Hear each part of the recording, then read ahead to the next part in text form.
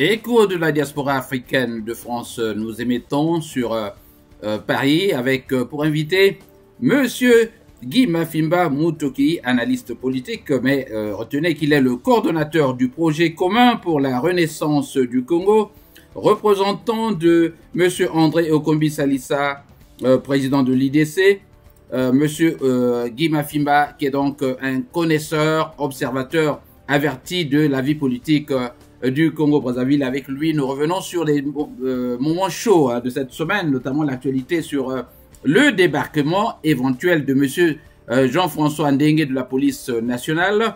Nous aurons également la vadrouille de M. Denis Sassou Nguesso, une vadrouille de plus à Moscou, qui n'a presque rien rapporté.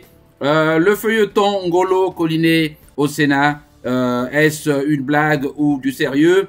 Nous parlerons également de la banqueroute que connaît le Congo-Brazzaville avec mon invité Guy Mafimba Mutoki. Salut Guy. Bonjour, bonjour monsieur Jean-Louis, bonjour à tous vos téléspectateurs, à tous les amis qui nous suivent, et surtout très heureux d'être en face de vous et de votre rédaction pour essayer tant soit peu d'édifier notre pays, nos populations, enfin notre pays, nos compatriotes, la communauté nationale et internationale sur l'actualité nationale et internationale, sous-régionale. Mais surtout, je suis très heureux aujourd'hui d'être là aussi, et parce que je pense que nous traversons une zone de forte turbulence dans notre pays, ce d'autant plus que la crise multidimensionnelle, le concept qui est parti un peu de l'opposition congolaise à Brazzaville, cette crise multidimensionnelle, aujourd'hui, comment dirais-je, présente des signaux de plus en plus palpables, raison pour laquelle nous j'ai parlé de zones de forte turbulence que traverse notre pays.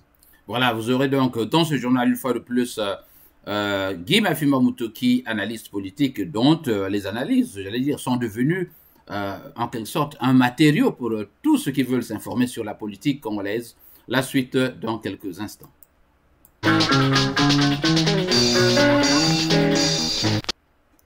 Alors, ça vous rappelle quel musicien de la RDC ou du Congo? Guy, premier test. Me semble-t-il, oui, de la RDC. Quel musicien alors? Alors là, ma mémoire flanche un peu. Ça commence par M-O-P. Il n'est plus de ce monde, Pamanoku. Mopero, voilà, Mopero Wamaloba, voilà. Wamaloba, ouais, voilà le texte. Il a donc chanté l'émancipation de la femme, Quinto et Koma émancipée. Voilà. D'accord, d'accord. Au studio également de Chicago, qui a des tentacules là-bas à Paris. C'est la plateforme Écho de la diaspora africaine de France. Aujourd'hui, nous allons aborder des questions importantes de cette actualité congolaise sur Paris et sur Brazza, Moscou, un peu partout. Alors, premier volet, pour commencer, Guy Mafimba Mutoki, nous avons Jean-François Ndengue, on en parle, débarqué de la police nationale, hein. On le dit au conditionnel, vous avez là un point d'interrogation, alors ce n'était peut-être pas facile, non? Bon, écoutez, il n'y a rien d'officiel, sur le départ à la retraite annoncé de monsieur du général Jean-François Ndengue. Mais tout est-il que, vous savez, le régime de Brazzaville est assez spécifique, en le sens où c'est un régime qui nous a habitués toujours à être dans un fonctionnement opaque. Et généralement, c'est à travers des rumeurs que tout est acté officiellement. D'ailleurs, aujourd'hui même, il y a eu Conseil des ministres, bon, certainement d'autres émissions, on y reviendra.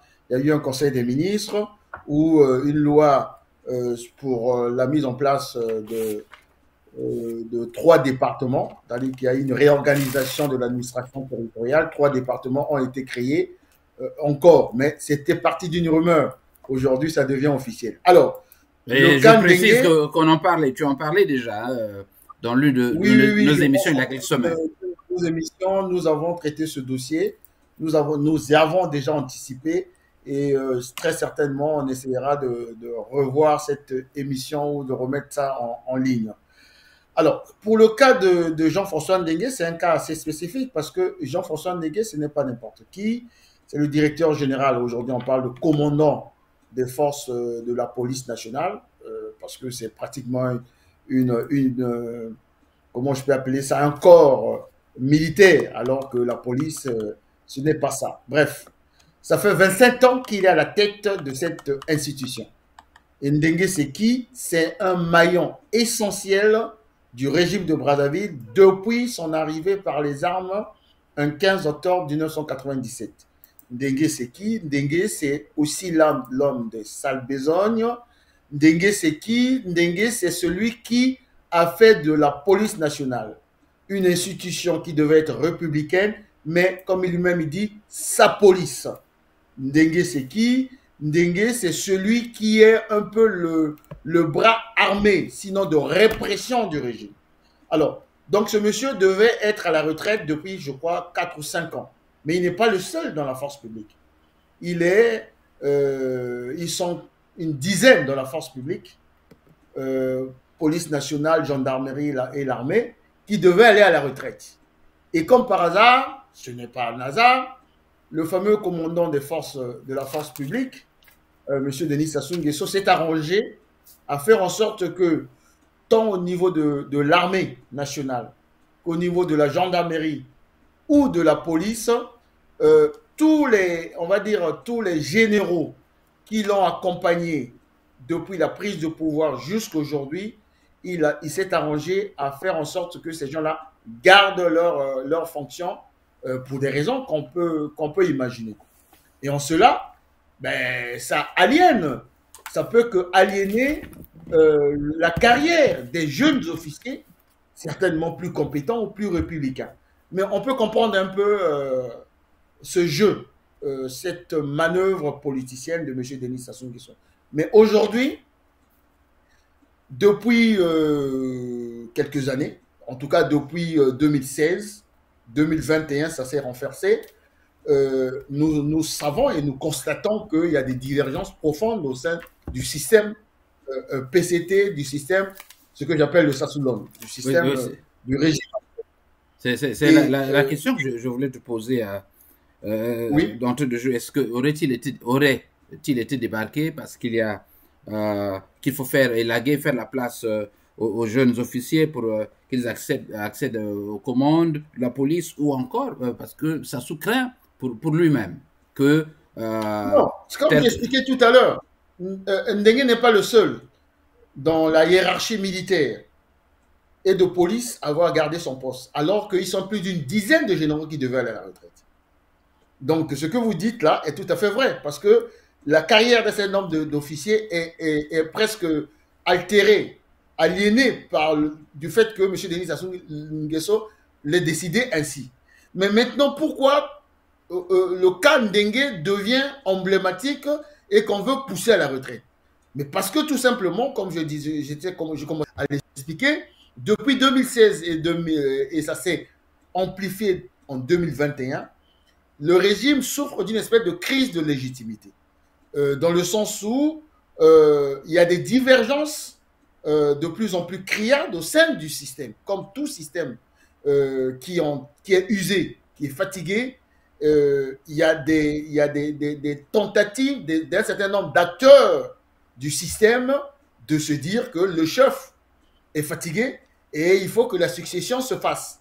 Et en l'occurrence, M. Ndengue, c'est un homme proche de Jean-Dominique Okemba, qui est quasiment le numéro 2, sinon le premier sécurité du régime. Neveu de Denis Sassou Nguesso, qui lui fait une confiance absolue. Mais depuis, Jean-Dominique Okemba a commencé à avoir aussi des ambitions. Tout le monde le sait. Et Denis Sassou Nguesso, comment il fonctionne? Il a passé son temps à promettre à tous les oligarques du régime, civil et militaire, qu'après moi, ça sera toi. Très certainement, et je suis même convaincu que Jean-Dominique Okemba, on lui a promis la succession. On a promis à Christelle, on a promis à Silou. Voilà, une longue liste. Et 2016, 2021, on sent bien que le pouvoir est à bout de souffle. Ben, c'est le moment où Jean-Dominique Okemba peut légitimement, au regard des promesses de son oncle, se dire ben, le moment est venu pour moi de prendre le relais. Or, Denis Sassou Nguesso, en homme rusé et futé, il fait des promesses à tout le monde pour vous diviser. Et aujourd'hui, qu'est-ce qu'on a constaté? Ndengue, qui était l'homme des sales besognes, a commencé à être presque mis à nu. Souvenez-vous de l'affaire Morgane. Ces groupes oui.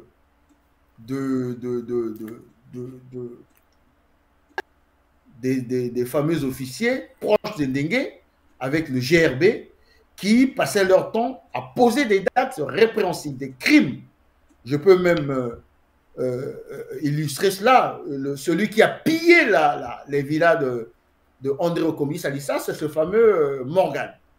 Mais sur instruction de Ndengue. Depuis ce qui s'est passé avec Itchourou, les arrestations de Mokoko, les mises en scène pour Okomi, Ndengue est au cœur de ce système-là. Et depuis, lui-même, ces hommes ont commencé à être mis hors d'état de nuire. De Morgane, après il est arrivé son neveu, avec l'affaire de sa fille et autres. Et aujourd'hui, qu'est-ce qui se passe? On lui fait comprendre qu'il est plus que temps qu'il parte à la retraite. Et lui, bien entendu, il sait comment le système fonctionne. Il sait que lorsqu'on commence à te dépouiller de tes hommes liges, ça veut dire que demain, tu seras la cible. Tu seras la cible parce que M. Sassou Nguesso, qu'est-ce qu'il fait? Et c'est Tchourou qui le disait très bien de son vivant. Denis Sassou Nguesso ne donne jamais des instructions écrites. Poser des actes répréhensibles. La preuve en est, même en France, il est toujours poursuivi sur cette affaire des disparus du beach. Et pas mal d'affaires où il est impliqué.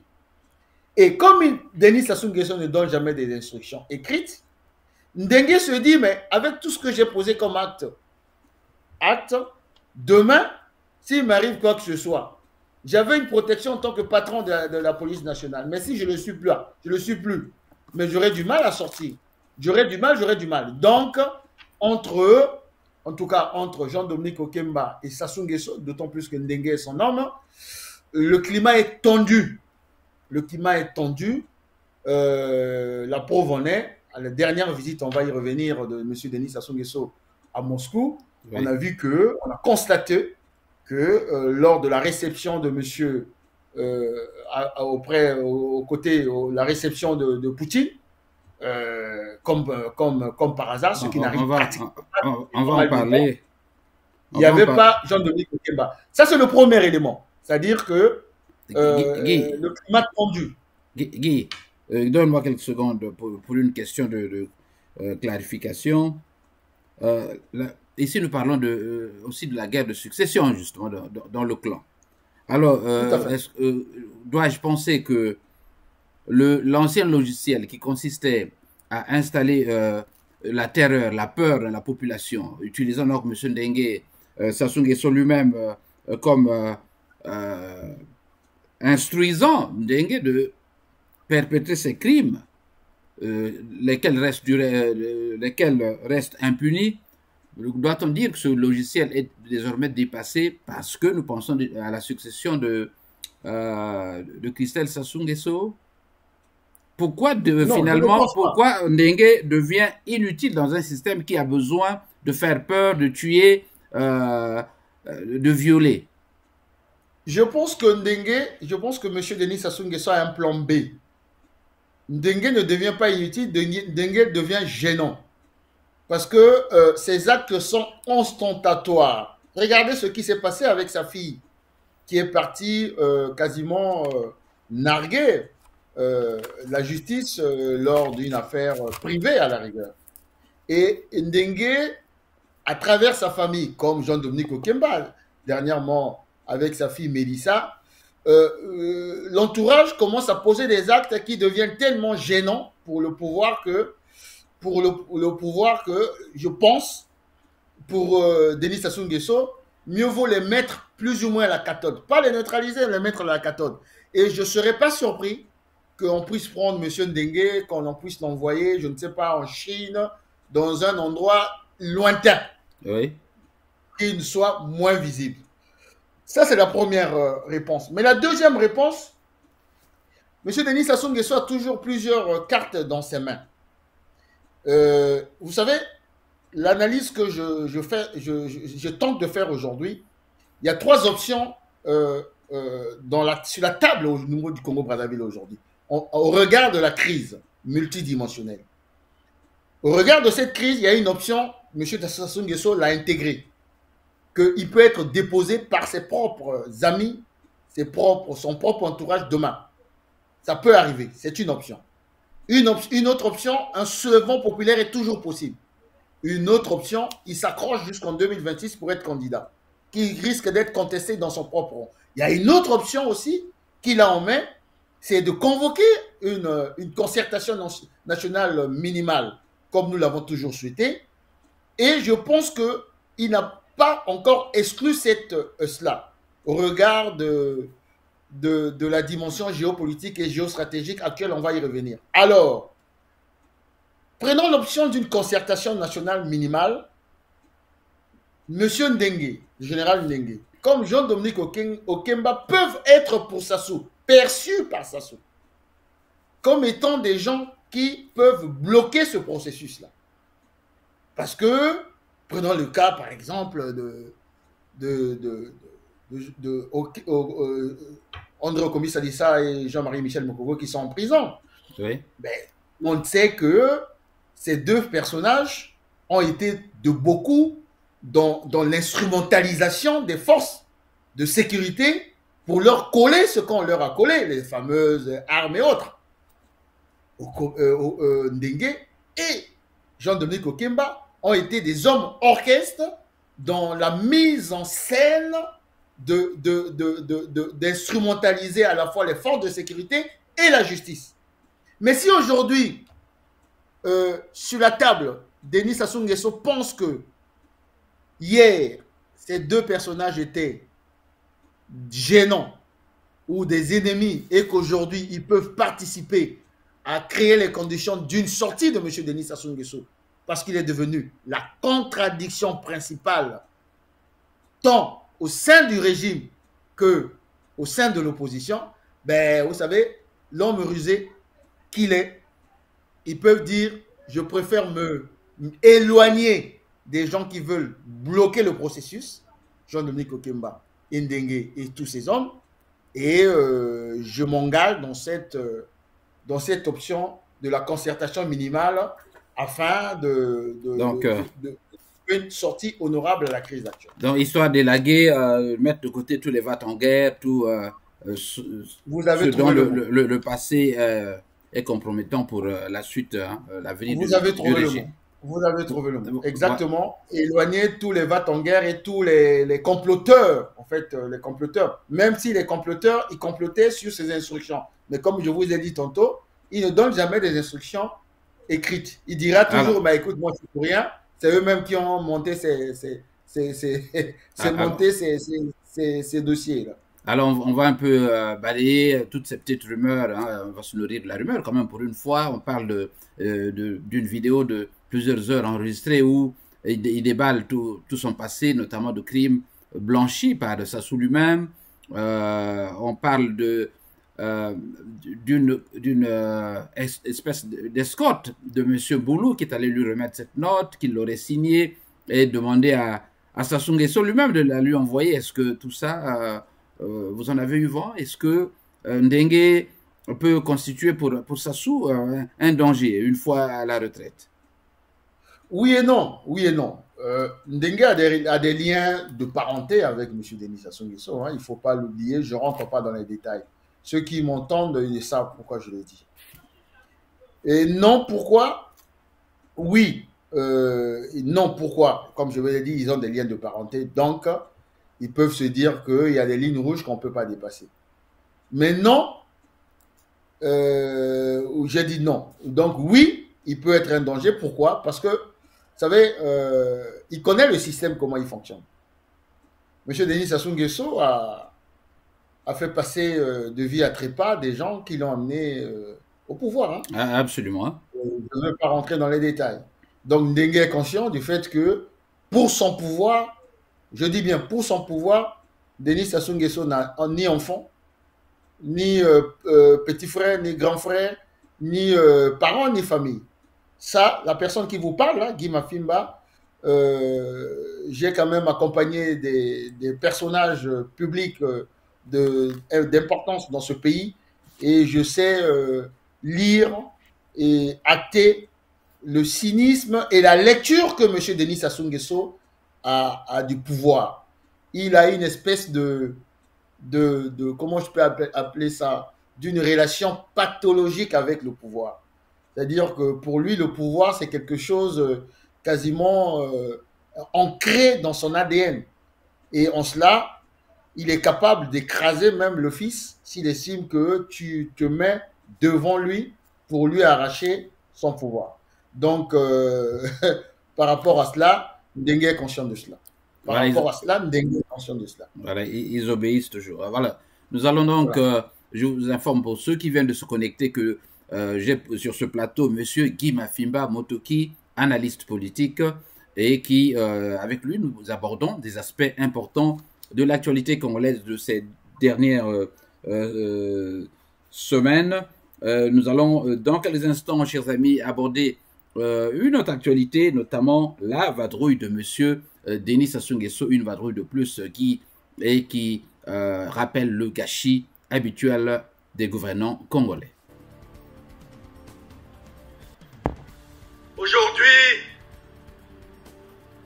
force est de constater que le vol qui était dans notre société, un phénomène de honte pour la famille et de bannissement au sein de la tribu, devient une source naturelle d'enrichissement.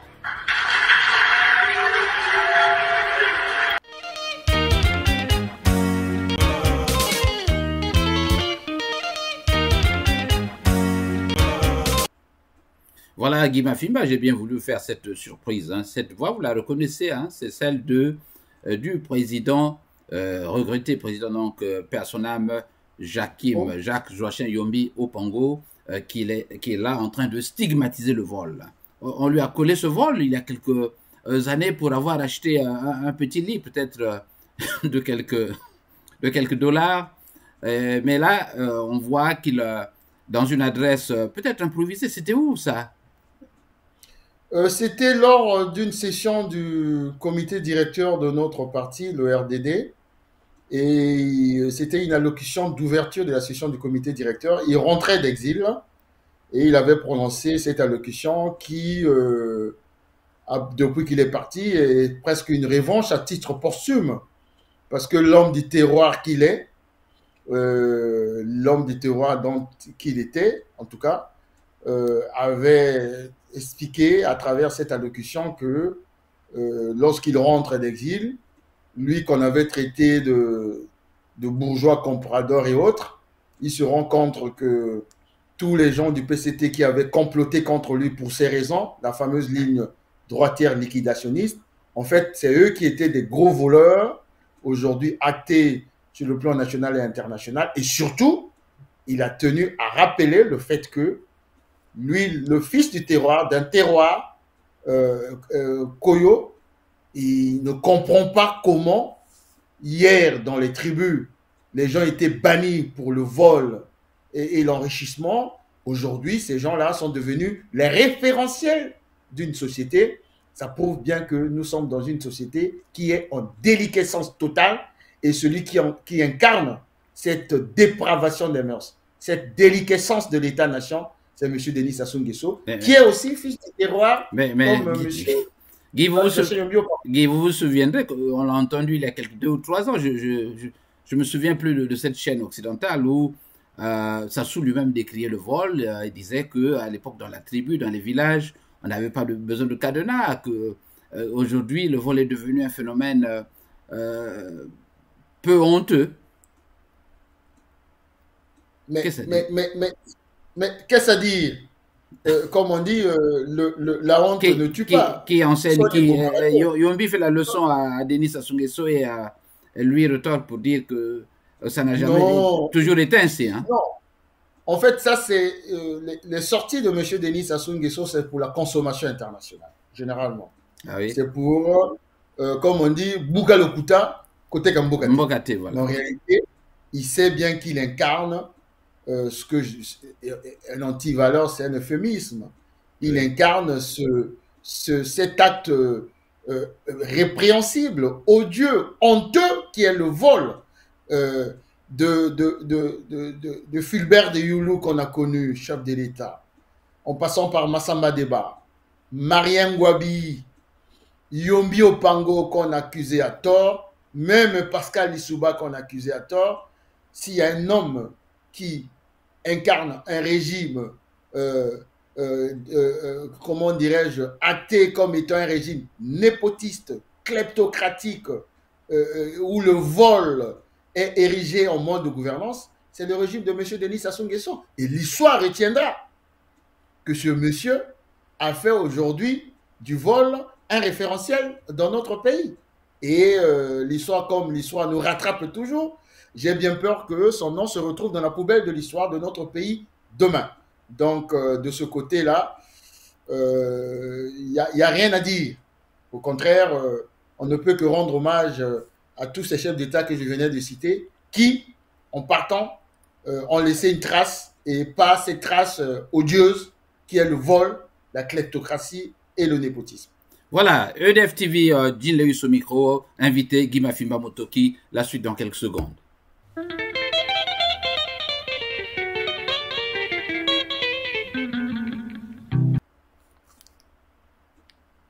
Voilà, retour sur ça, la question viendra après. Hein, tu vas encore identifier ce petit jingle. Alors, Guy, nous parlons de la vadrouille de M. Denis Sassou Nguesso. Ça se passe où? À Moscou, avec une délégation, on l'a dit, on l'a répété, pléthorique, hein, plus de 80 personnes. Là, c'est Maynes, comme on dit ici, moins les éclaireurs et autres, hein, Guy. D'abord, parlons de cette délégation, sur quelle base cette liste a été réalisée. On parle d'une base purement ethnique, on le fait de façon éhontée, parce qu'il faut être sûr que le pouvoir ne va pas chuter. Donc, dans la délégation, aussi bien que ceux qui restent et ceux qui sont mis dans l'avion doivent être des gens minutieusement choisis pour respecter les consignes du clan.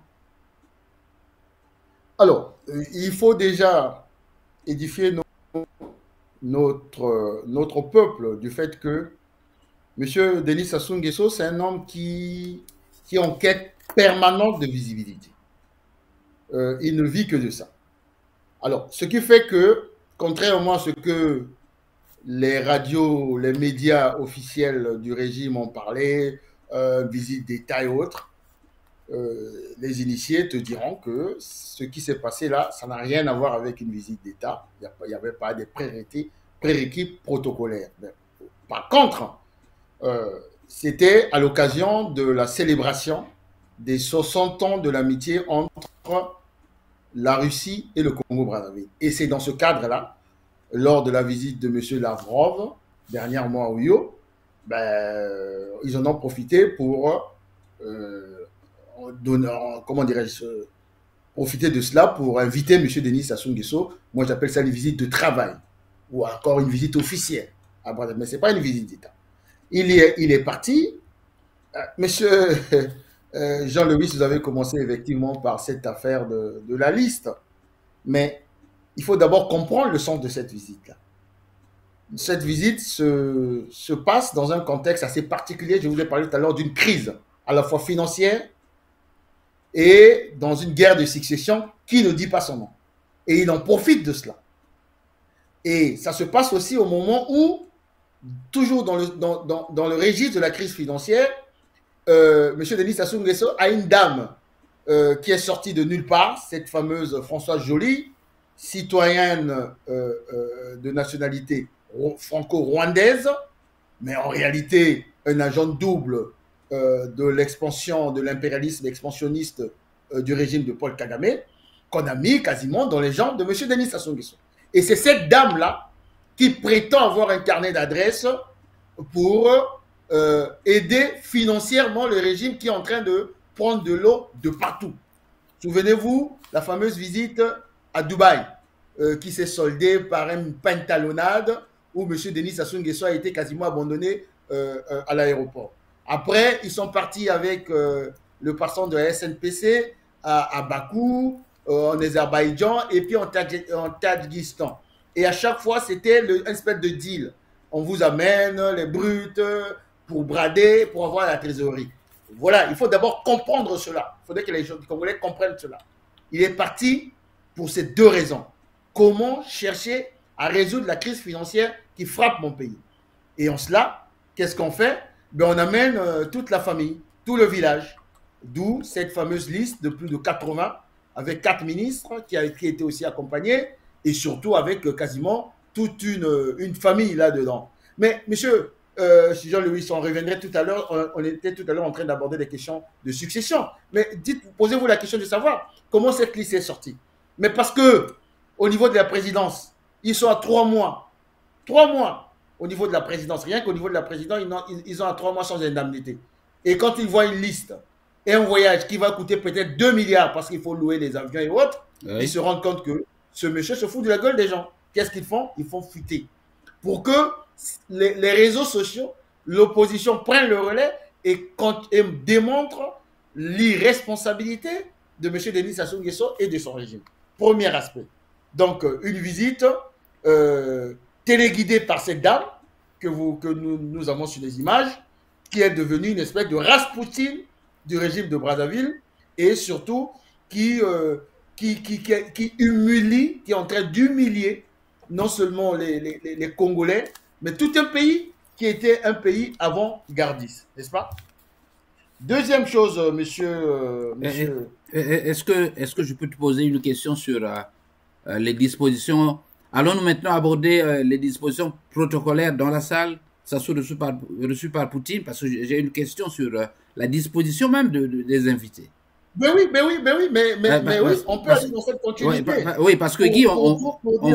Le voyage, c'est résumé, quoi. On voit que... Guy, est-ce que vous m'entendez?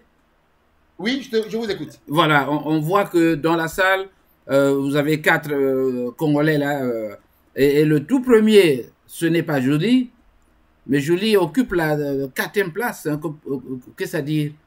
Son rôle, pour une fois, aura été réévalué ou réduit? Non, bien au contraire. Bien au contraire. Mais on ne la voit pas juste après Denis Sassou Nguesso, non? Mais je vous donne l'explication. Il faut déjà dire une chose. Il arrive, il est reçu, quand je parlais que ce n'était pas une visite d'État, il est reçu par le vice-ministre chargé des questions africaines. Et puis, il est logé dans un hôtel de bas étage. Après, il doit attendre 2 jours pour être reçu par M. Poutine, n'est-ce pas? Entre-temps, c'est le vice-patron de Soukol, je pense, leur opérateur pétrolier, qui lui rend visite dans cet hôtel. Et bien évidemment, j'arrive là où vous êtes en train de dire, il est reçu par M. Poutine. M. Poutine avec 3 collaborateurs. Et normalement, sur une visite d'État, les 2 chefs d'État devaient être en tête-à-tête et les équipes devaient travailler un peu plus tard. Parce que les Sherpas ont déjà préparé les dossiers qui seront examinés. Là, ce n'est pas le cas. Là, M. Denis Sassou rentre avec sa délégation et M. Poutine était déjà avec sa délégation. Vous avez parlé de 3 ministres qui étaient là. M. Bouya, Jean-Bruno Itoa et je pense, je ne sais pas quel ministre encore était là. Et c'est Madame Françoise Joly. Mais Madame Françoise Joly est là quasiment comme une espèce de chef de délégation. Ce n'est pas le rang protocolaire qui est important. Mais elle est là quasiment comme la chef de la délégation, c'est-à-dire l'initiatrice même de ce voyage. Ce d'autant plus que son rang, qui est d'ailleurs anticonstitutionnel, elle a rang de ministre, alors que c'est une étrangère, qui s'occupe des négociations stratégiques. Mais il y avait déjà un ministre des Affaires étrangères, en l'occurrence Monsieur Manga Kosso. Donc, est-ce qu'elle est là en doublant? où elle est là en tant que la patronne quasiment, celle qui a initié le voyage. Mais malheureusement, c'est la première hypothèse. Elle est là comme la patronne de cette délégation, mais qui ne dit pas son nom. Mais le plus grave dans cette affaire, c'est quoi? C'est que le patron du Conseil national de la sécurité, qui, dans ce genre de rencontre, ne pouvait pas manquer, n'a jamais manqué, qui s'appelle Jean-Dominique Okemba, n'était pas parmi les 4 introduits dans le bureau de monsieur. Donc, vous voyez bien que... pourquoi? Ben parce que, comme je le disais tantôt, le premier sujet l'expliquait, oui. Il est de plus en plus écarté dans les sphères de décision, voire dans les négociations les plus secrètes et stratégiques. Ce d'autant plus que un des dossiers qui était sur la table, on va y revenir, sur les dossiers, il y a la sollicitation du régime de Poutine d'installer une base, sinon des hommes, du côté du golfe de Guinée. C'est un vieux projet de Poutine de faire en sorte que, comme tout pays, de faire en sorte que la Russie puisse avoir une base au niveau du golfe de Guinée. Et M. Jean-Dominique Okemba a été manifestement écarté en amont comme en aval. Et vous pensez que ce monsieur est hostile à ce projet? Ou serait hostile, je dirais, par rapport hostile à l'égard de l'axe Kigali-Brazzaville, oui, il n'est pas du tout d'accord.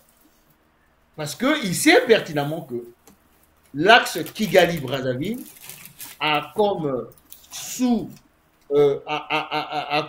comment dirais-je, agenda caché, oui, la présence d'une force paramilitaire rwandaise au Congo-Brazzaville dans la guerre de succession qui a commencé. Donc, dès le départ, lorsque M. Christelle Denis Sassou Nguesso signe ces accords, notamment les accords militaires et de défense, Jean-Dominique Okemba est écarté. Donc, il le sait. Et selon mes informations, il a eu même à émettre des réserves par rapport à cette dame qui est maintenant au cœur même des décisions qui se prennent au niveau des questions les plus stratégiques de la présidence. Alors, et il a été envoyé balader par son, passez-moi le terme, par son oncle. Alors, Guy, concrètement, ça se passe comment? Est-ce que ces listes-là sont établies depuis Brazzaville ou c'est sur le champ qu'on lui signifie effectivement non, il ne fera pas partie de la... Il le signifie... Oui.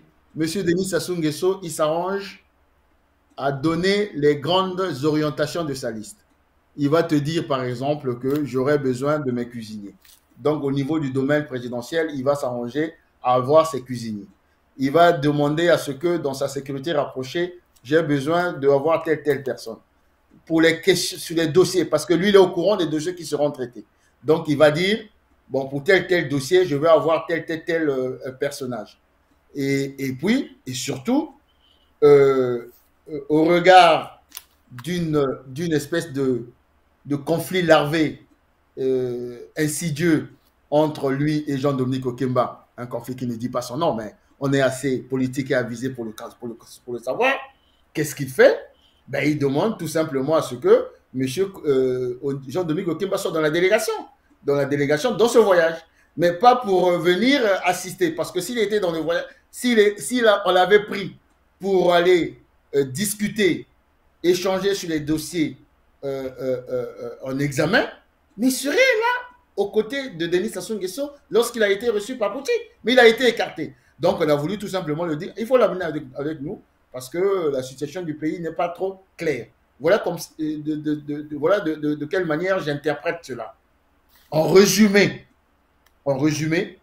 ce voyage-là, c'est cette dame qui était la chef d'orchestre, de bout en bout.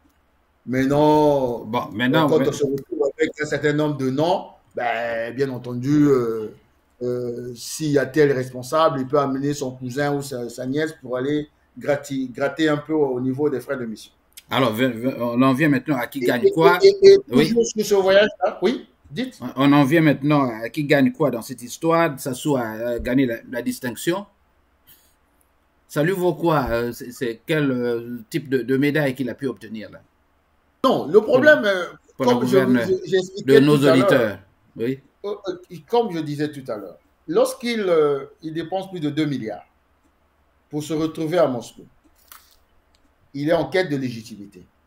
Lorsqu'il dépense plus de 2 milliards pour se retrouver à Moscou avec sa délégation pléthorique, il voulait tout simplement voir de quelle manière, comme il a échoué à Dubaï, il a échoué en Azerbaïdjan, au Tadjikistan, il voulait voir comment les Russes pouvaient lui faciliter l'achat des créances, d'un certain nombre de créances, et lui dégager des facilités, une trésorerie, essayer de renflouer la trésorerie pour qu'il puisse pallier aujourd'hui aux difficultés qu'il a à payer les institutionnels, notamment son armée pléthorique, oui. N'est-ce pas? Et deuxième dossier, dealer. Dealer, c'est quoi? Vous me donnez ceci, moi, je peux vous garantir cette base au niveau de Brazzaville, et surtout, bon, ils se sont lancés des histoires de Léoduc et autres. Le pipeline, le fameux pipeline. Ça, voilà. Mais ça, c'est un échec total. Pourquoi? Prenons le cas du pipeline de Brazzaville, non, de Pointe-Noire. C'était prévu jusqu'à Ouesso. Maintenant, ils veulent s'arrêter à Maluku. Oui. Mais, monsieur Jean-Louis, il y a deux problématiques qui dénotent de l'irresponsabilité de monsieur Denis Sassou Nguesso. Imaginez ce pipeline a traversé le circuit là, en passant par la Lékoumou, je pense, jusqu'à... Mais ce monsieur se vante, là, aujourd'hui, d'ailleurs, là, il est en train de dépenser encore beaucoup d'argent dans un sommet pour la forestation. Mais ce pipeline-là va détruire les écosystèmes. Mais il est qui? Il est un écologiste que tout le monde entier nous envie, ou bien il est un braconnier de l'écologie? Vous voyez bien qu'il est dans l'irresponsabilité et dans la duplicité. Première chose. Deuxième chose, il veut amener ce pipeline jusqu'à Maluku. Mais Maluku, c'est quoi? Maluku, c'est le site qui a été concédé aux Rwandais, Crystal Venture, qui est le bras financier du FPR. Oui. Et Maluku est à vol d'oiseau de l'aéroport de Kinshasa, donc qui menace les intérêts de Félix Tshisekedi et du régime de la RDC. Or, amener le pipeline là, non seulement on continue à avoir des soucis, on se fait des soucis avec la RDC, mais même avec les Russes qui sont censés construire ce pipeline. Pourquoi? Vous savez, les Congolais ne le savent pas, j'informe les Congolais, que les Russes, la Russie et les Rwandais de Paul Kagame sont déjà en biscuit. Il y a une adversité, oui. Russie et Rwanda. J'ai bien voulu... oui. Sur des zones minières en RCA. Donc, Poutine, qui n'est pas un homme né de la première pluie, il était dans les services pendant la guerre froide. Il connaît, il a la fiche de M. Denis Sassou Nguesso. Il sait pertinemment que c'est un agent de la France-Afrique. Et il sait pertinemment que s'il vient chez nous, ce n'est pas parce qu'il est devenu comme par hasard, j'ai entendu, et c'est même une insulte à l'intellect des Congolais, des activistes congolais, des hommes politiques congolais. J'ai entendu des fameux panafricanistes à 2 balles, des panafricanistes défroqués, notamment du côté du Cameroun, et autres, dire « Ah, voilà, il est en train de défier Paris », Denis Sassou Nguesso en l'occurrence, et il serait un panafricaniste. Non, Poutine sait. Raison pour laquelle... oui, on a vu même la flatterie dans son discours, où il dit voilà. vous êtes en conflit avec l'Ukraine et les autres, hein, qu'il ne cite pas d'ailleurs. Voilà. Qu'il ne cite pas d'ailleurs. Raison pour laquelle on lui a amené sa fameuse médaille. Mais sa fameuse médaille, c'est un peu... il faut le mettre dans le registre du vieux nègre et la médaille. Les gens qui ont travaillé dans les services, ils savent pertinemment ce que veulent les autres. Il dit, bon, cet homme-là aime les médailles. Certainement que Madame Françoise Joly aussi lui a fait comprendre à ses interlocuteurs russes qu'il aime tout ce qui est décoration. Décorez-le. Vous voyez, il sera très heureux. Donc, ils ont fait ce qu'on appelle en diplomatie le service minimum pour ne pas froisser diplomatiquement. On dit, bon, on fait le service minimum, on va le décorer, on va l'emmener faire un peu la bamboula, passez-moi le terme, du côté de Saint-Pétersbourg. Et puis, un point, c'est tout. Mais en réalité, monsieur Jean-Louis, pour résumer... Est-ce que, avant que tu ne résumes, pour conclure sur cet aspect, je veux donc te poser cette équation. Alors, nous avons ici, pour Poutine, rassurer la RDC, l'adversité d'avec le Rwanda et tenir à l'œil Sassou. Comment Poutine peut-il concilier tout cela? Comment ça peut fonctionner?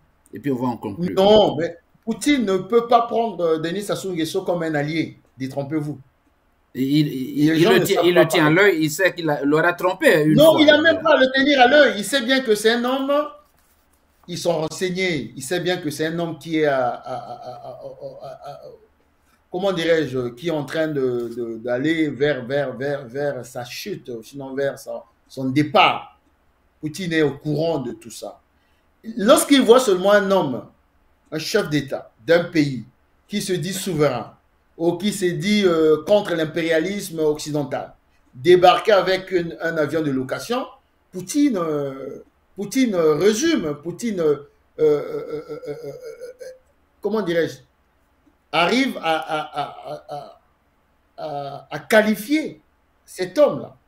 Il sent que c'est un homme qui n'a pas de colonne vertébrale idéologique et doctrinale.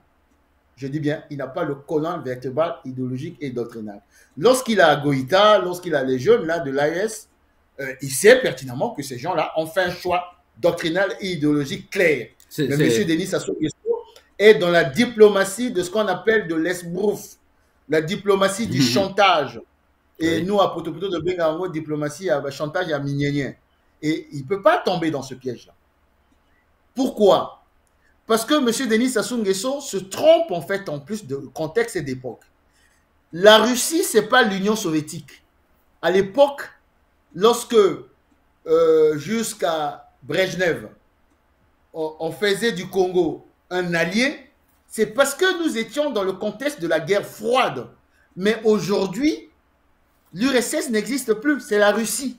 Et la Russie, c'est une puissance impérialiste, comme toutes les puissances occidentales aussi. Seul l'intérêt compte. C'est les intérêts qui comptent. C'est pas la doctrine, c'est pas parce que tu dis que tu es rouge. Comme j'ai porté le rouge aujourd'hui, je vais aller dire là-bas, est-ce que vous avez déjà entendu Poutine parler du marxisme, léninisme et autres? Ils sont fous, passez-moi le terme. Lui, c'est ses intérêts. Comment contrer l'Occident? Comment imposer ma ligne? Comment faire en sorte que mes intérêts sont sauvegardés? Voilà. Et il a compris que l'homme qu'il a reçu, c'est un homme de la France-Afrique. Et il est en difficulté, il veut venir me flatter. Et il sait pertinemment que c'est un flatteur qui est devenu presque un mendiant. Et qu'est-ce qu'on en fait? On fait le service minimum, on fait semblant d'acter les dossiers et puis basta.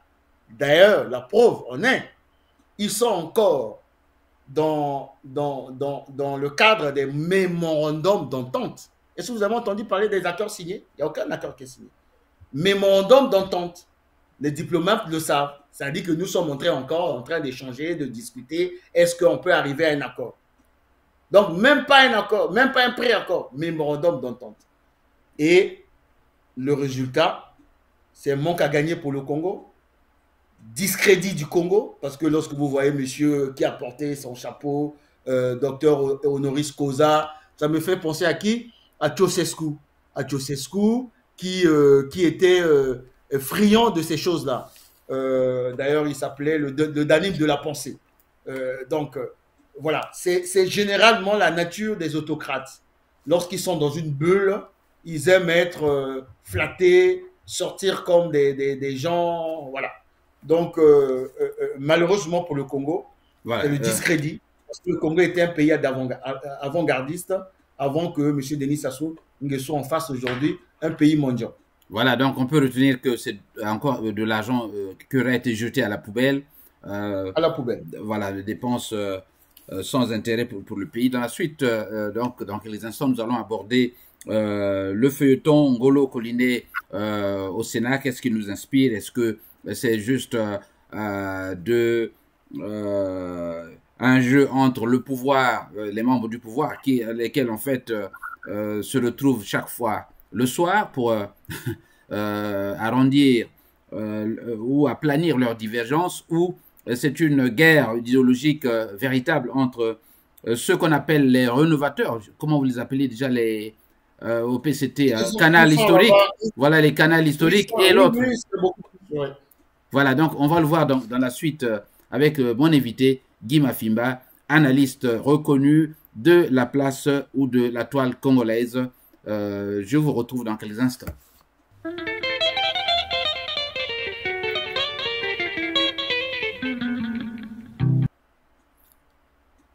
Voilà, Guy Mafimba, on revient au test. C'est qui là? Ce soliste légendaire. N'est-ce pas Guy. C'est qui? Manoa Kouakou. Non, non. C'est du Bantou de la capitale, ça. Ah, c'est le maître de Manouakou déjà même. Ah, comment il s'appelait encore? Gérard? Ouais, ben voilà, tu as trouvé, c'est le grand maître, non? Gérard. On va encore l'écouter.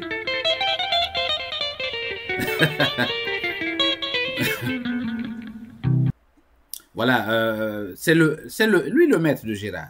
Gérard. Exact. Voilà, la suite donc de ce journal. Nous allons, Guy, maintenant aborder la question Ngolo Collinet. Hein. On voit, comment on dit ça en lingala, séparité, hein, c'est ça, hein, une histoire de guerre entre ceux qui incarnent le canal historique et finalement les partisans de M. Denis Sassou Nguesso dans le système ou de Christelle, j'allais dire, comme Collinet Makosso. On a dit qu'il s'est fourvoyé dans un terrain dangereux parce que là-bas, il n'y a que des crabes, des serpents, les fameux retraités du Sénat, hein, qui n'ont peut-être pas peur de Sassou, mais qui le comprennent, qui le connaissent assez. Oui. Le Sénat aujourd'hui est rempli des sacs au dos du PCT, des oligarques du PCT, et le plus souvent des vieux compagnons de Marien Ngouabi, c'est-à-dire que le PCT, depuis sa naissance, des gens qui ont, pas tous, hein, mais la majorité en tout cas, des gens qui ont des idéaux, qui ont un idéal et qui ont je reviens là sur cette expression, de colonne vertébrale doctrinale et idéologique. Et en cela, il se pose un problème de la terre, parce que l'altercation, disons ainsi, entre M.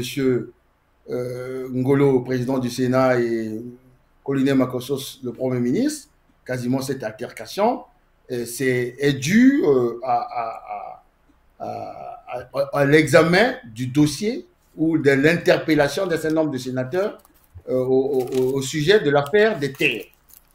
Raison pour laquelle le Sénat a pris fait et cause et a écouté la bronca de la population pour se dire on va se saisir de cela. Pourquoi?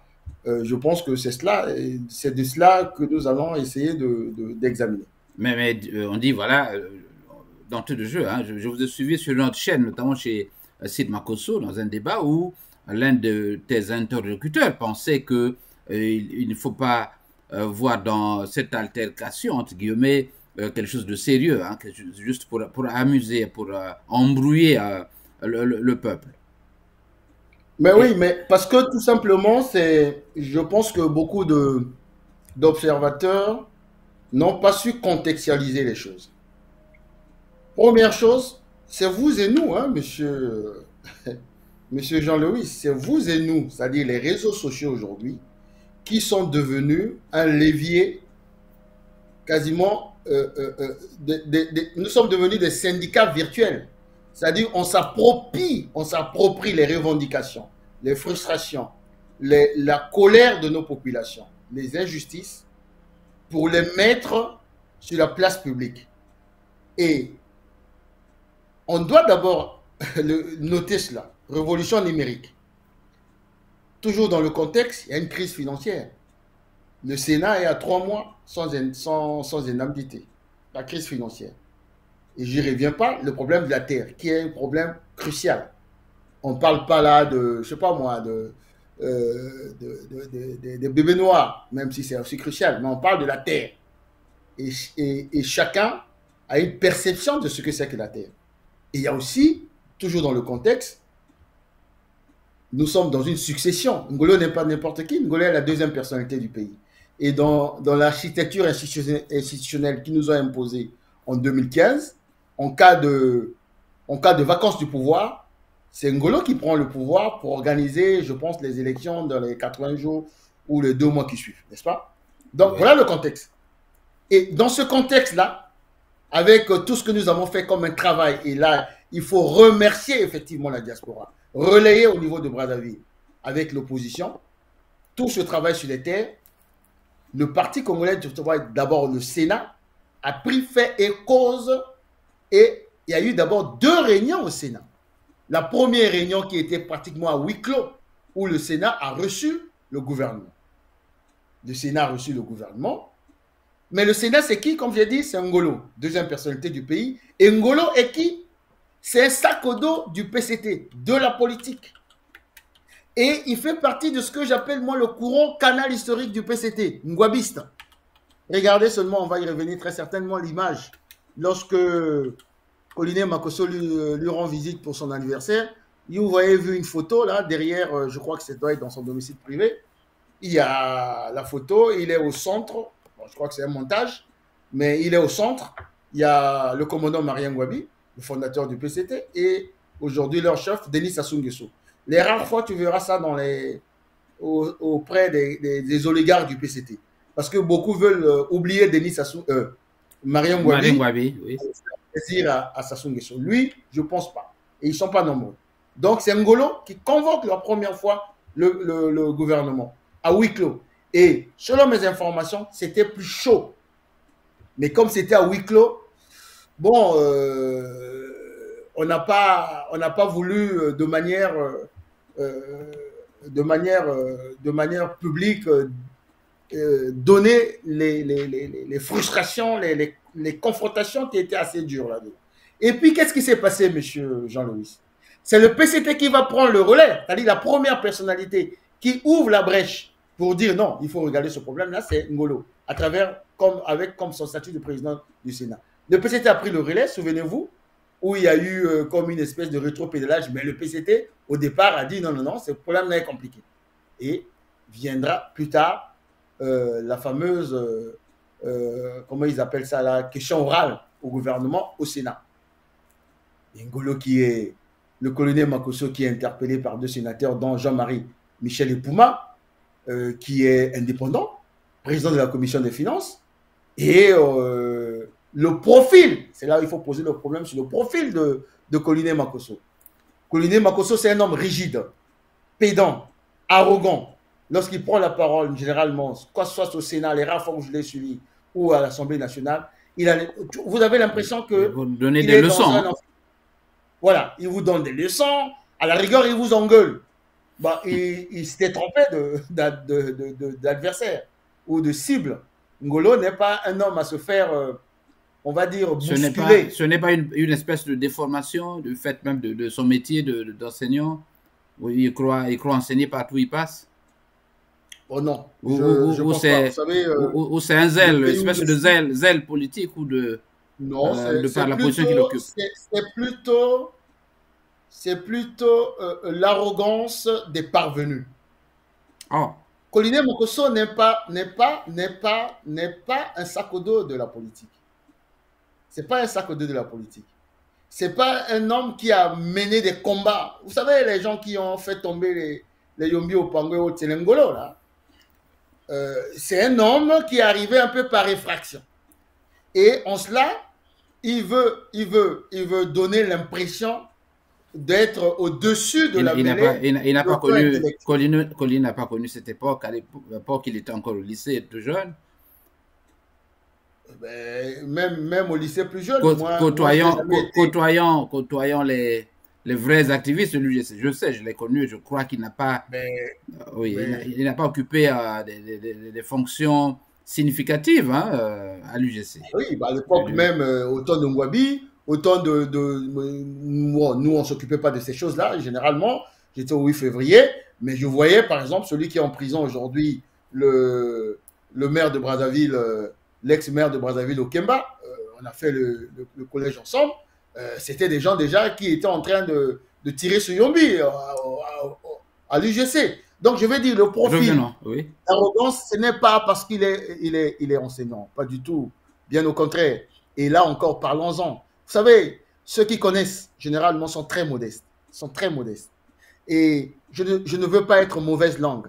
Je connais des enseignants. Vous voyez bien un homme comme Jean-Marie Michel, Zachary Boao. C'est un philosophe émérite. Ce monsieur, vous le verrez jamais lorsqu'il s'adresse à ses compatriotes ou dans une assemblée, prendre des dimensions de quelqu'un qui fait la leçon aux gens. Vous avez Lefoba, Grégoire Lefoba, qui est un philosophe aussi, qui est enseignant. Non, c'est généralement des gens qui... un cursus un peu tortueux, passez-moi le terme. Bref, je ne reviens pas sur ça. Ah, allez-y. Eh bien oui, je le dis et le souligne, hein, parce qu'il est d'une arrogance de foi qui froisse. Qui froisse. Et je pense que la modestie, l'humilité, c'est ça qui grandit un homme. Surtout un homme politique. Fabius, Laurent Fabius, que j'ai connu ici, c'est un homme, l'un des hommes politiques les plus diplômés dans ce pays-ci. Mais il était d'une modestie, vous ne pouvez pas vous imaginer. Et nous avons cette faculté au niveau du Congo-Brazzaville d'avoir des hommes politiques, docteurs, machin quoi. Moi, je ne le suis pas. Moi, je suis un pauvre ouvrier, mais qui manque de modestie. Par exemple, laquelle j'ai parlé de cursus tortueux. Parce que celui qui connaît, oui, à Yebi, il est modeste. Je passe. Donc, vous voyez bien un cacique du PCT. Oui. Un cacique du PCT. Qui connaît, qui manœuvre, qui connaît, et qui s'est approprié cette histoire des terres grâce aux réseaux sociaux, grâce à la bronca des populations, et de manière légitime. Et d'un côté, un homme rigide, qui croit tout connaître, et surtout, qui n'a même pas pris connaissance, qui n'a pas connaissance, qui n'a pas été, comment dirais-je, qui n'a pas été en amont lorsque ces accords ont été négociés et signés. Et, comme par hasard, ce monsieur vient, malgré tout ce qu'il a eu à faire comme sortie qui n'a convaincu personne, et parce qu'on l'interpelle, il s'énerve, il commence à faire la morale aux gens, et la réaction de Ngolo ne pouvait pas tarder. Voilà l'altercation. Voilà les raisons de cette altercation.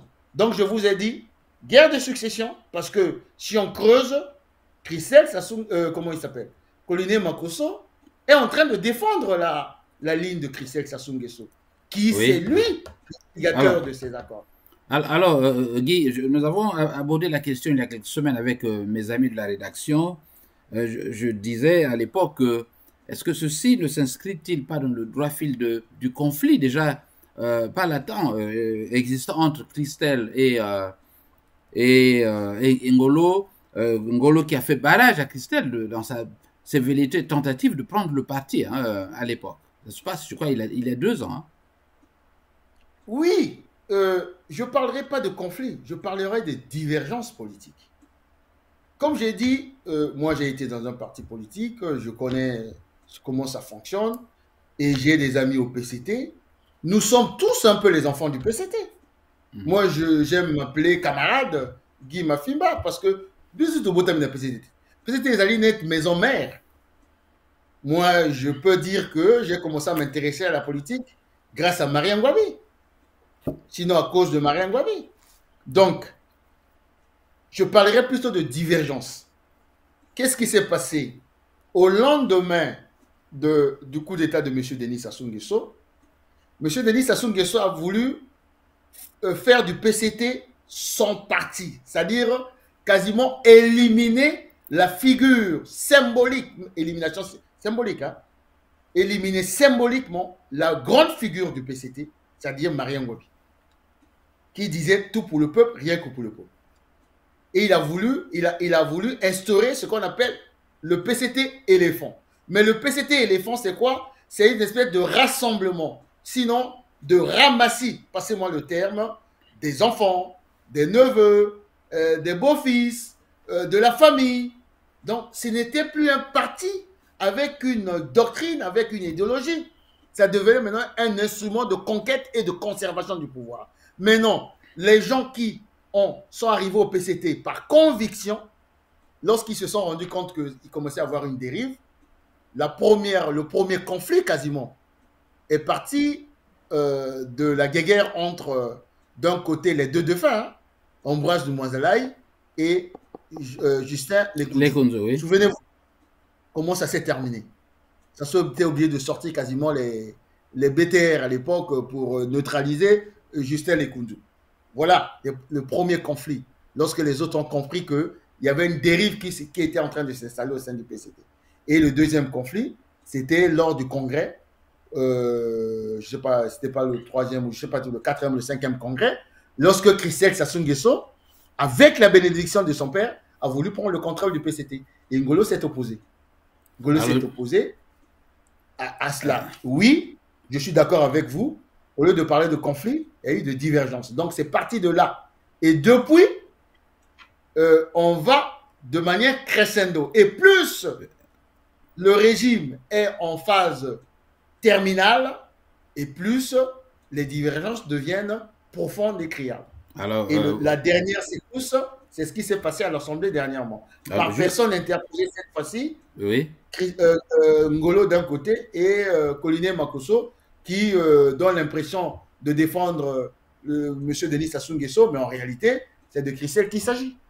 Alors, jusqu'où le temps presse, dernière question sur cet aspect peut-être. Alors, on croit que jusqu'où ça peut aller quand nous savons que ce qui unit les gens du PCT, on l'a dit à notre rédaction, c'est le secret du crime et la mangeoire.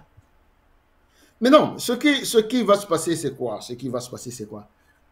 Il va se passer une chose claire. Tout à l'heure, au début de l'émission, je vous ai parlé des différentes options qui sont aujourd'hui sur la table au regard de ce que j'ai appelé la contradiction principale qui est incarnée aujourd'hui par M. Denis Sassou Nguesso. Au sein du PCT, au sein du pouvoir de M. Denis Sassou Nguesso, il y a des gens qui pensent que le pays est verrouillé, à juste titre. Donc, ils nous ont rejoints. Donc, il y a des passerelles tacites, sinon actives aujourd'hui, entre le système, certains du système, et nous qui sommes dans l'opposition, d'autres dans la résistance, pour dire qu'il faut déverrouiller le système. Et on peut déverrouiller le système. Mais quelle est l'hypothèse la plus plausible? Vous êtes un analyste politique. Dites-nous. La plus plausible aujourd'hui, c'est le fait que le courant qu'incarne Ngolo aujourd'hui, Pierre Ngolo, ou d'autres encore, puissent fusionner avec les courants qui sont les nôtres pour imposer un rapport de force politique à M. Denis Sassou Nguesso, de choisir l'option la moins dramatique. Et l'option la moins dramatique, c'est une concertation minimale pour qu'on sorte par le haut. Sinon, il risque de donner libre cours à d'autres options qui sont le soulèvement populaire ou un coup d'état de palais. Sinon, s'il veut aller jusqu'en 2026, il risque de se retrouver avec un candidat du PCT ou de leur fameuse majorité présidentielle, ce qui est une minorité en fait, qui dira, moi aussi je suis candidat. Pourquoi? Parce que le courant de Ngolo s'est arrimé à ce que Jean-Félix Tchikaya, mon frère, le chercheur congolais qui est ici en France, appelle la géopolitique des populations. Quelle est l'aspiration essentielle de notre peuple aujourd'hui, M. Jean-Louis? L'aspiration cardinale de notre peuple aujourd'hui, c'est le changement. Et Ngolo s'est arrimé au changement. Il écoute. C'est un des rares dirigeants du PCC aujourd'hui qui écoute et qui s'est arrimé aux aspirations des populations. Raison pour laquelle il s'est il a pris à bras le corps cette affaire des terres. Et c'est ce que je proposais, je disais à l'autre, à Nzaba, faut-il donc un pacte avec le diable pour sauver le pays? Mais ce n'est pas le diable. Dans toute, Ngolo n'est pas le diable. Ngolo est Ngolo, quand je dis Ngolo, c'est-à-dire son courant, parce qu'il faut parler en termes de courant ou d'écurie. Ce sont des gens qui, je pense, ont pris conscience de l'impasse dans laquelle se trouve le pays. Un homme politique doit être capable, monsieur Jean-Louis. Nous sommes de la même configuration qu'en 90, avant, à la veille de la conférence nationale. Mais les divergences sont parties de l'intérieur du PCT, avec le syndicaliste Feu Jean-Marie Boukamba Yangouma, avec les Mierassa, avec les Ange-Edouard Pongi, avec les... Ils étaient nombreux au sein du PCT. Jean-Pierre Tisser Tikaya.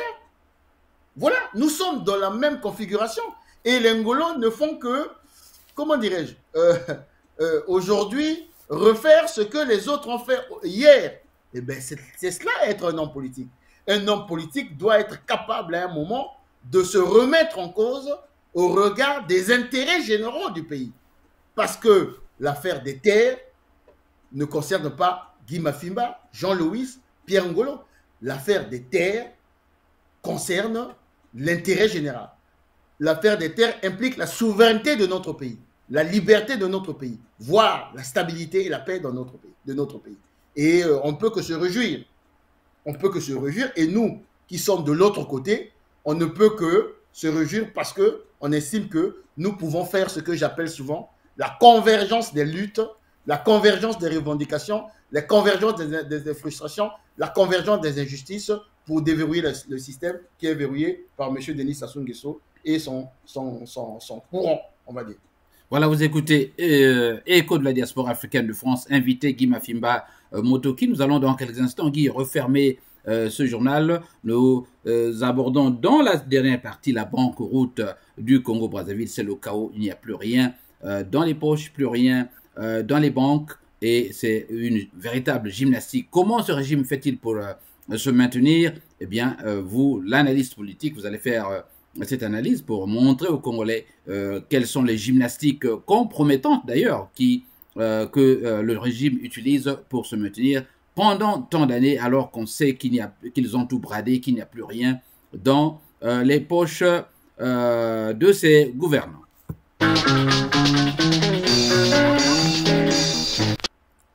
Voilà, Guy Mafimba Motoki, nous parlons de la banqueroute du Congo. Tous les signaux sont carrément rouges. Le Congo, la note du Congo à l'étranger en matière de bail, de confiance, c'est une note nulle, presque négative, j'allais dire. Guy Mafimba, le Congo, un mauvais payeur, reconnu comme tel, mais qui tente de se maintenir par des formules magiques. Hein. Que fait-il pour résister de cette manière? Que fait-il pour résister? On le dira tout à l'heure, mais il faut déjà faire le constat et notifier. Parce qu'il faut toujours rappeler aux Congolais qui ont la mémoire courte. C'est le même Denis Sassou Nguesso qui a eu une chance historique sous Sassou 1 de 79 jusqu'en 90 avec 2 booms pétroliers et qui a amené le Congo déjà à l'époque à la banqueroute. Souvenez-vous, lors de la conférence nationale, le Congo était le pays le plus endetté par tête d'habitant. Souvenez-vous, lors de la conférence nationale, une résolution avait édicté la phrase suivante: le Congo est un pays sinistré. Denis Sassou Nguesso.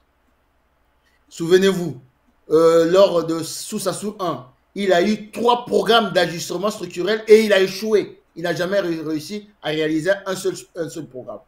Ça veut dire que ce monsieur, c'est une calamité. Il est revenu comme il est revenu, par les armes.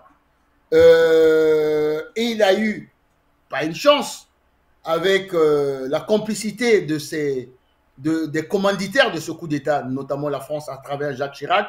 Ils ont, comment je peux dire ça, fabriqué des chiffres, et un certain nombre d'éléments, et avec la complicité, la complicité bien entendu de Dominique Strauss-Kahn à l'époque, patron du FMI, le Congo a été admis à l'initiative PPTE. Ça veut dire quoi pour les Congolais? Bah, effacer dette tout. Tout est revenu à zéro. À zéro. C'est comme un foyer, tu devais à tel ou tel opérateur, zéro. Nous sommes dans les années 2010. Et boum, chance historique, boum, pétrolier encore. 10 ans après, on se retrouve encore dans une banqueroute. Mais vous avez dit, M. Jean-Louis, il n'y a plus rien au Congo. Mais oui, il n'y a plus rien au Congo, mais dans les paradis fiscaux, M. Denis Sassou Nguesso et ses amis et son clan sont partis planquer à l'extérieur. Et la banqueroute est due à quoi?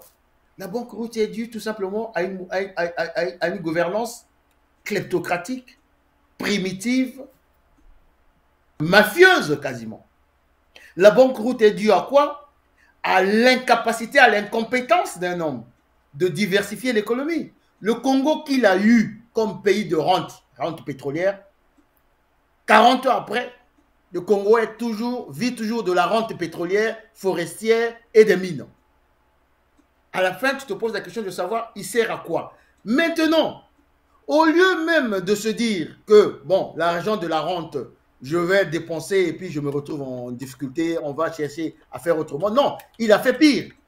En dehors de l'argent de la rente, il est parti mettre notre pays à genoux devant d'abord les traders, c'est-à-dire que Guinvor, Trafigura, Glencore, les traders, c'est qui? Pour un langage simplifié, Batoba Pétrole, Nabiso, ils vont aller vendre à l'étranger.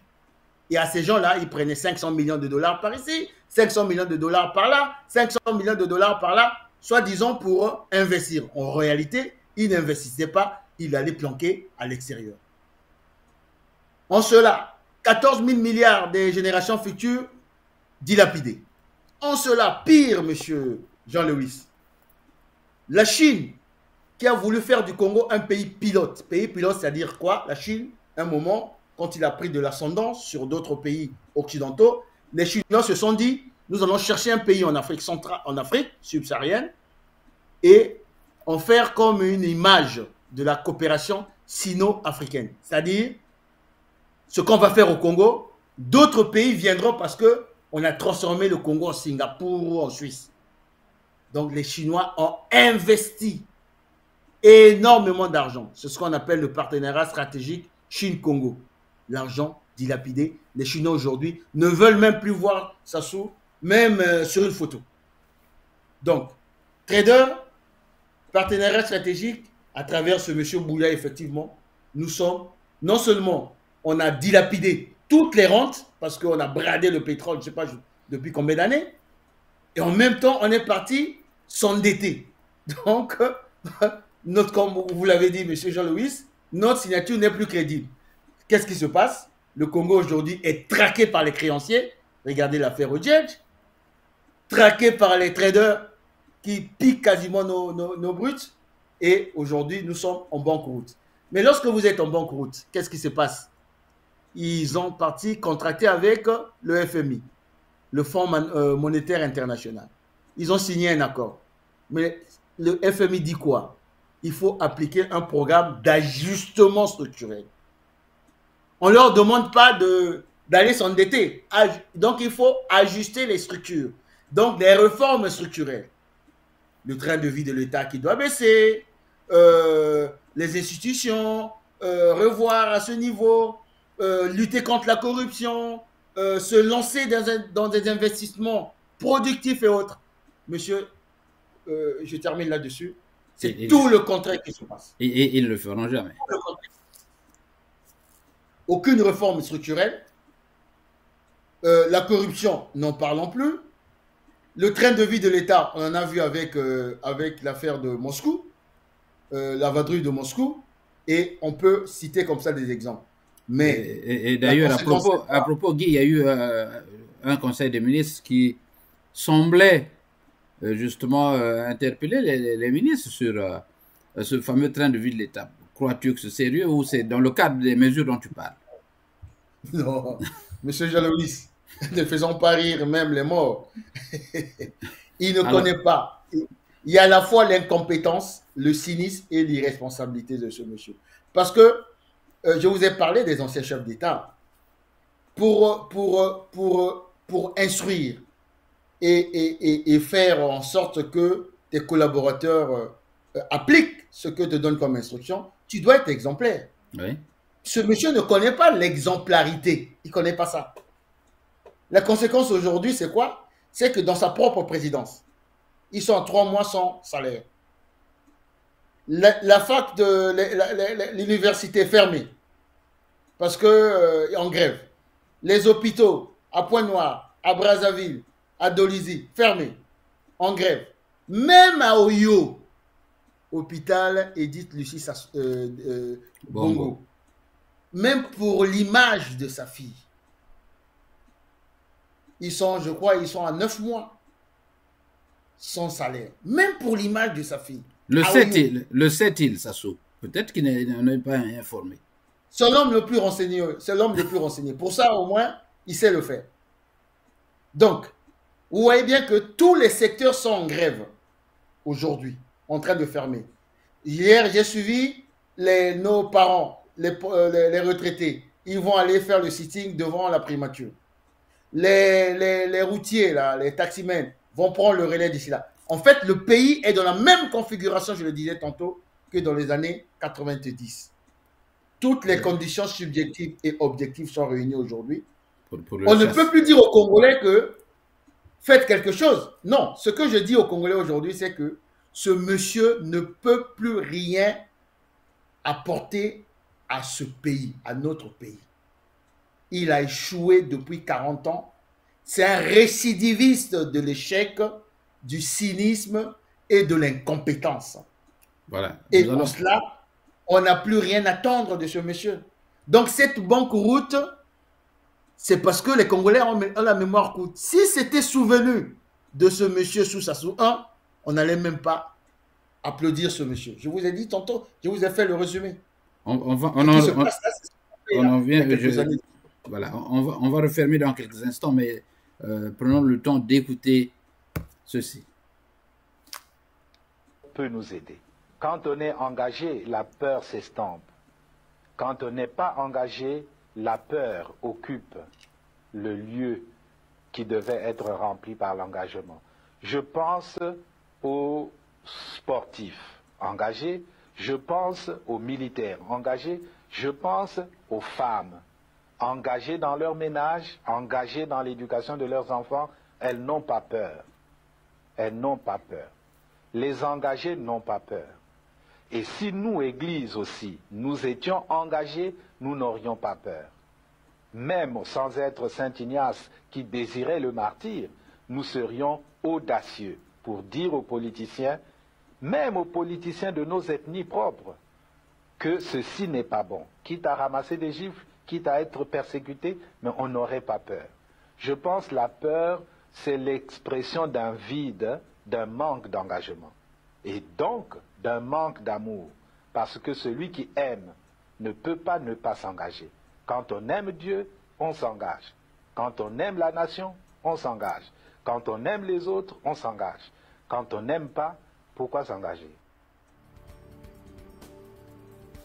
Voilà la radio de la communauté à EDF TV en direct de Chicago et de Paris. Dans quelques instants, nous allons refermer avec notre invité Guy Mafimba Motoki dans ce studio virtuel de EDF TV. Moi, c'est Jean Lewis.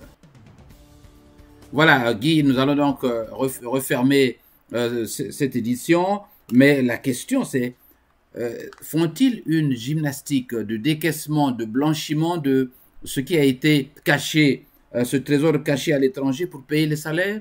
Comment procèdent-ils? Sont-ils en train de s'endetter davantage, de brader davantage, ou blanchissent-ils l'argent caché à l'étranger, pour me répéter? Selon certaines indiscrétions, les derniers paiements de salaire, ce sont les banques commerciales qui sont venues à la rescousse. Et encore, lorsqu'on parle de paiements de salaire, aujourd'hui, ça devient presque discriminatoire. C'est-à-dire, qu'est-ce qu'ils font? Ils s'arrangent à libérer, à payer notamment la force publique, l'armée, parce qu'ils savent que ces gens-là, s'ils font un mois, ils vont commencer à tirer de gauche à droite. et comment dirais-je, ils identifient les secteurs qui peuvent bloquer le pays et les libérer. Et le reste, on s'en fout. Par exemple, l'armée, la garde présidentielle. Voilà. Oui, même la garde présidentielle, il y a des primes aujourd'hui de presque plus payées. Mais ils s'arrangent à libérer au moins. Ce qui revient à dire que ils ont beau faire, la banqueroute est actée. La banqueroute est actée. Et le titre banqueroute, le chaos à venir. Mais la banqueroute, le chaos à venir, ce titre correspond, sinon rejoint l'annonce, enfin le passage de tout à l'heure de Monseigneur Kombo, qui disait celui qui est engagé ne peut pas avoir peur. Lorsqu'on vous aimez, on ne peut plus avoir peur. Nous aimons notre pays. Les Congolais doivent aimer leur pays. Le chaos est là devant nous. Le chaos, c'est quoi?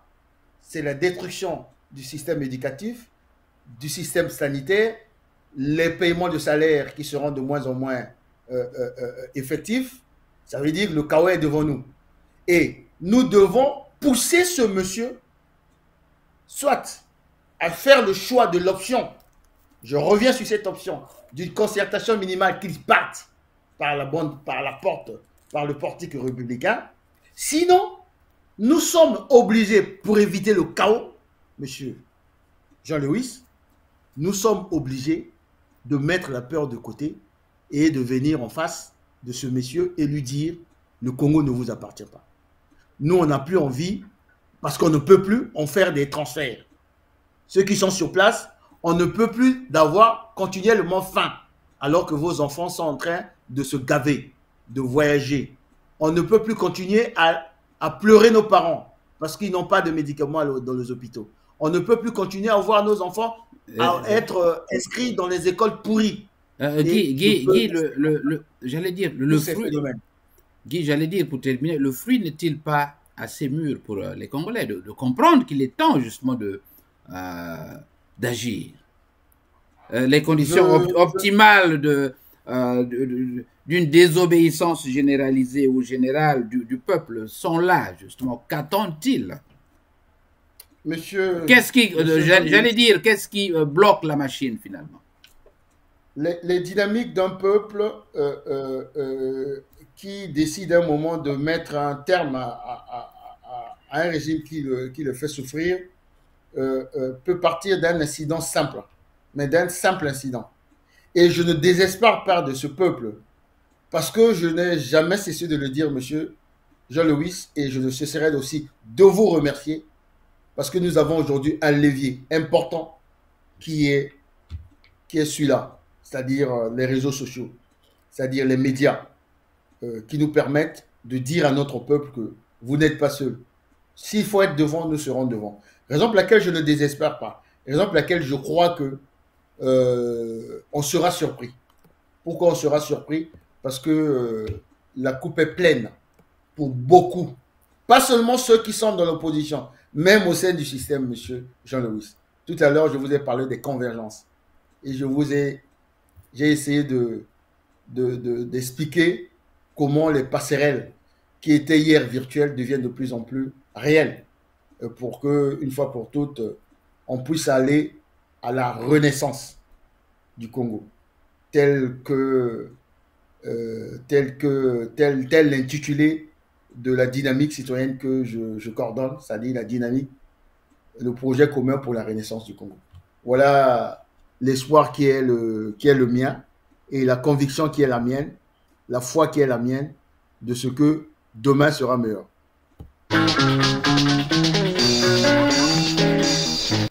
Voilà, nous allons donc refermer cette édition. Merci Guy Mafimba d'être venu. Nous parlions aujourd'hui de la situation explosive, qui continue d'être explosive au Congo-Brazzaville, avec l'éventuel débarquement de Ndenge, avec déjà une passation de service qui pointe à l'horizon.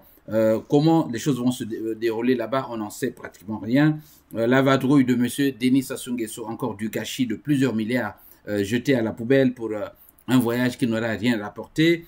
Ngolo Collinet, est-ce que c'est juste du cinéma? comme le font les fameux catcheurs de la RDC, ou même les USA, hein, qui font leur cinéma et se remplissent les poches après le combat, voilà. Et la banqueroute du Congo-Brazzaville.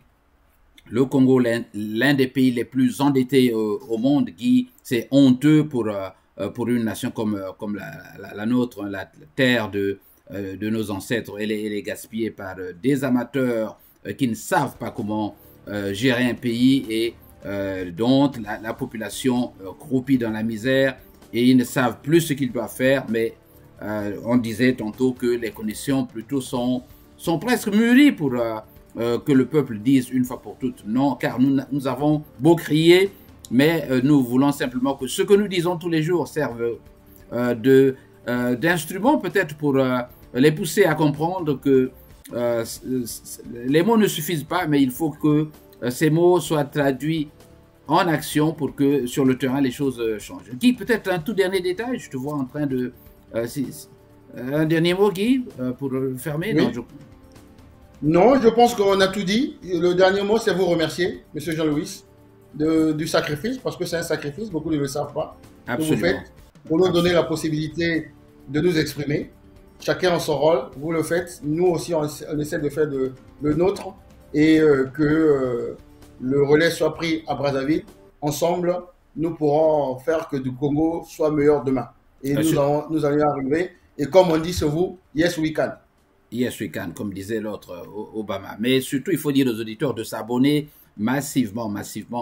Abonnez-vous massivement. Ce n'est que de cette manière-là que vous allez aider et le promoteur de la radio de la communauté et nous aider aussi à faire passer de plus en plus notre message un peu partout ailleurs. Voilà, merci et donc à la prochaine occasion.